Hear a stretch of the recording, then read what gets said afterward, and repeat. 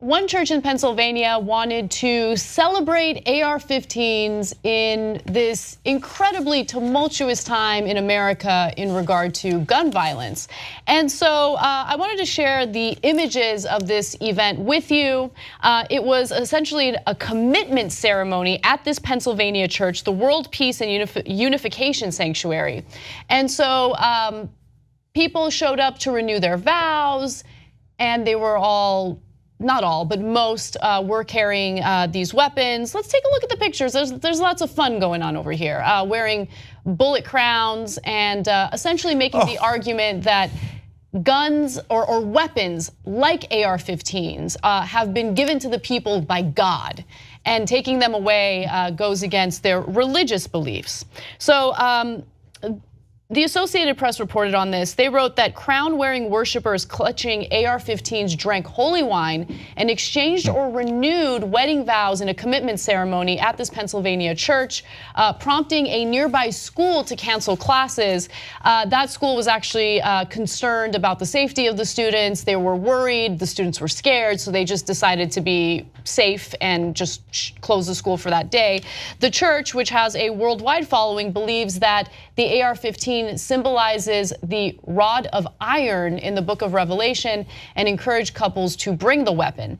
Now, there was security there that checked the weapons to make sure they weren't loaded.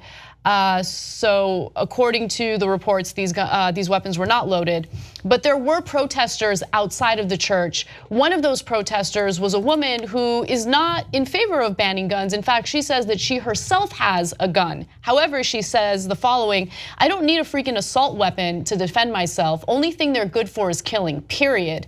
That's all that weapon is good for, mass killing. And you wanna bless it? Shame on you." I like that they say, no, they're not loaded. Dude, the bullets are on your head. I just saw the pictures. That's a good point. Right, and second of all, do you trust these lunatics that when they say, oh no, we didn't load the weapons? This is a wacky church to begin with. They've done a lot of crazy things in the past. And it is ironically called World Peace and Unification Sanctuary. Not really a sanctuary I want to be in, and doesn't look like they got a lot of peace there unless you're talking about peace as a weapon. They might want to change the spelling of the church. And then on top of everything, they're like, okay, we got a great idea. Everybody bring all of your assault weapons. We'll get married or remarried with all this weaponry around. Nothing spells romance like renewing your vows with AR-15s and bullet crowns. Yes.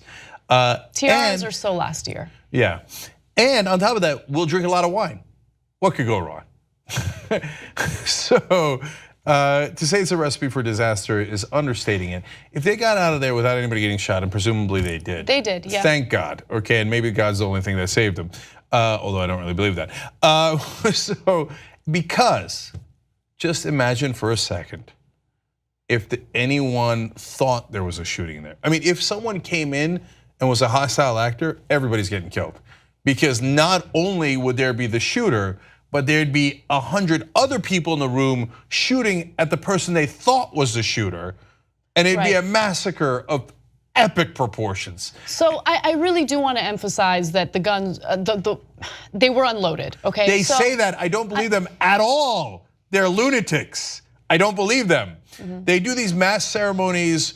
Sometimes in this church, they make you get married to a spouse that they pick. I thought you were going to say a gun. Yeah, no, I wouldn't be surprised by that either. Yeah. So you have deeply unstable people who have decided that they're going to be in what is borderline cult, if I'm being kind, and then they tell you, no, don't worry, in our cult, when we bring all the weapons, we generally don't load them. You'll excuse me if I don't believe you. Besides which, as I said, the bullets are right around your freaking head. Can we go to the very first photo, graphic 60, because I want to make a comment about that. It's a woman holding her AR-15 in a very emotional way.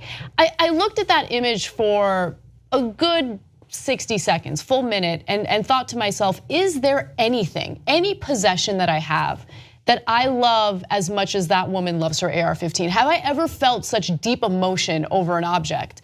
And the only thing I could think of, and I don't really consider it an object, is my dog. Of course, sure. Yeah, like that's kind of the way I look at my dog Okay. and hold my dog. I think you're also slightly unstable, but that's okay. But I get it that a lot of people do that. Yeah. But when you do that over a killing machine, I mean, it's literally a tool to kill things efficiently and viciously. It rips apart bodies. It doesn't just put a hole through you. If it hits one of your organs, the organ explodes. I mean, it is. I know. It's a weapon of war, and she's like holding it like she needs a different rod of iron. Oh, jeez. Okay. By the way, one other thing. I grew up going to Sunday school. I'm no longer religious, but one of the things that I remember in our Sunday school lessons was that as a Christian, you are not supposed to worship anything other than God.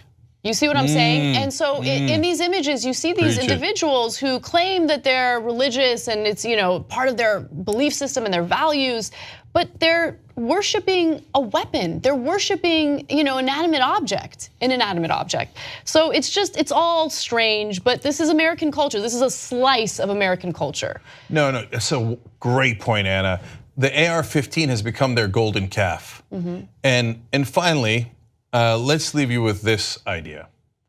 Imagine if there was a mosque in America where they all brought their AR-15s. Now picture Muslim dudes with the little skull cap and stuff and women wearing the hijab, and they're all holding on to the AR-15s and saying, and holding it like this, like, oh yeah, I can't wait to do something with this. I mean, Jake. Okay, imagine, forget America, imagine if it was in Afghanistan. They'd be like, oh, look at these barbarians bringing their weapons like this, and then everybody holds it there, even their women wearing that hijab or burqa or whatever, holding these AR-15s. That would be like, let's invade. Like they would have been, look at what they're doing to our women, look at how they are, and etc. Let's go invade. Well, I guess we're gonna have to invade Pennsylvania now. You just watched the video by the Young Turks, the home of the revolution. If you'd like to get the full show, come join us and become a member. TYTnetwork.com/join.